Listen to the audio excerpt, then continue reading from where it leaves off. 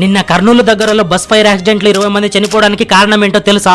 హైదరాబాద్ నుండి బెంగళూరుకు వెళ్తున్న వేమూరి కావేరి ట్రావెల్స్ కి చెందిన ఓలో బస్సు నిన్న ఉదయం 2:30 నిమిషాలకు ఒక బైక్ ను ఢీకొట్టింది. ఢీకొన్న తర్వాత బస్సులోని ఇంధన ట్యాంక్ లీక్ అయ్యి మంటలు చెలరేగాయి. ఇది 15 నిమిషాల వ్యవధిలోనే మొత్తం వ్యాపించింది. ప్రమాదం జరిగినప్పుడు లగేజ్ కంపార్ట్మెంట్ లో ఉన్న వందల కొద్ది మొబైల్స్ పేలడం వల్ల మంటలు మరింత తీవ్రమయ్యాయని ప్రాథమిక దర్యాప్తులో తేలింది.